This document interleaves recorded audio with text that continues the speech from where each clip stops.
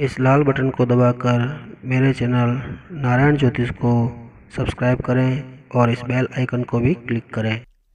पितृपक्ष की पौराणिक कथा के अनुसार जोगे और भोगे दो भाई थे। दोनों अलग अलग रहते थे। जोगे धनी था और भोगे निर्धन था। दोनों में परस्पर बड़ा प्रेम था। जोगे की पत्नी को धन का अभिमान था, किंतु भोगे की पत्नी बड़ी सरल हृदय की थी। पितृपक्ष आने पर जोगी की पत्नी ने उससे पितरों का श्राद्ध करने के लिए कहा, तो जोगे ने इसे व्यर्थ का काम समझकर टालने की चेष्टा करने लगा। किंतु उसकी पत्नी समझती थी कि यदि ऐसा नहीं करेंगे तो लोग बातें बनाएंगे। फिर उसे अपने मायके वालों को दावत पर बुलाने और अपनी शान दिखाने का यह उचित अवसर लगा। अतः वह बोली, आप शायद मेरी परेशानी की वजह से ऐसा कह रहे हैं, किंतु इसमें मुझे कोई परेशानी नहीं होगी। मैं भोगे की पत्नी को बुला लूँगी, दोनों मिलकर सारा काम कर लेंगे। फिर उसने जोगे को अपने पिहर न्योता देने के लिए भेज दिया। दूसरे दिन उसके बुलाने पर भोगे की पत्नी सुबह सवेरे आकर काम में जुट गई।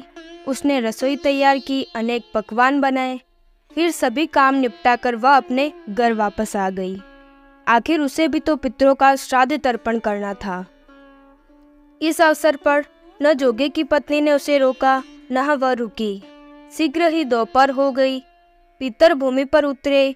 जोगे और भोगे के पितर पहले जोगे के यहाँ गए तो क्या देखते हैं कि उसके ससुराल वाले वहाँ भोजन पर जुटे हुए हैं।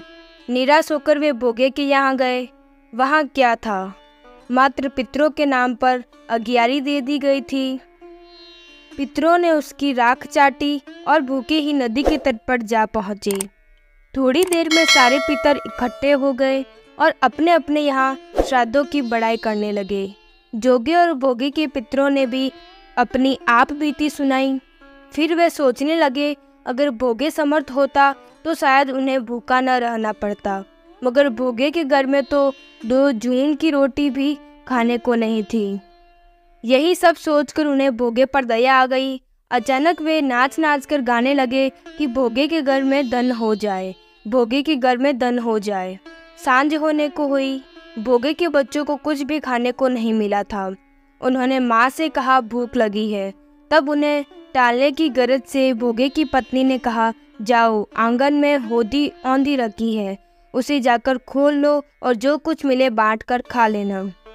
बच्चे वहाँ पहुँचे तो क्या देखते हैं कि होदी मोहरों से भरी पड़ी है। वे दौड़े दौड़े माँ के पास पहुँचे और उसे सारी बातें बताई। आंगन में आकर भोगे की पत्नी ने यह सब कुछ देखा तो वह भी हैरान रह गई। इस प्रकार भोगे भी धनी हो गया, मगर धन पाकर वह घमंडी नहीं हुआ। दूसरे साल का पितृपक्ष आया।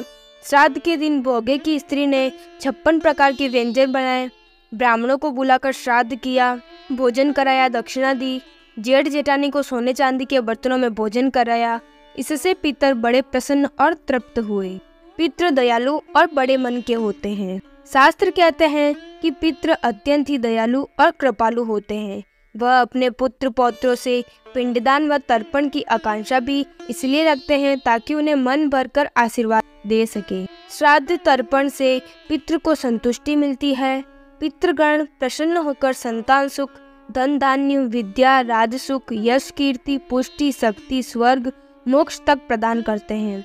लेकिन वे इतने नाजुक होते हैं कि छोटी सी गलती उन्हें आहत कर देती है। वे अपनी उपेक्षा से रूठ जाते हैं। अगर वे देखते हैं कि उनके वंशज सामाजिक बुराई में लगे हैं, बैर, क्रोध, नशा या अपशब्द से वे कुपित हो जाते हैं और श्राप देकर जाते हैं। अतः ध्यान रखें कि ऐसा कोई काम न करें जो उन्हें दुखी करे।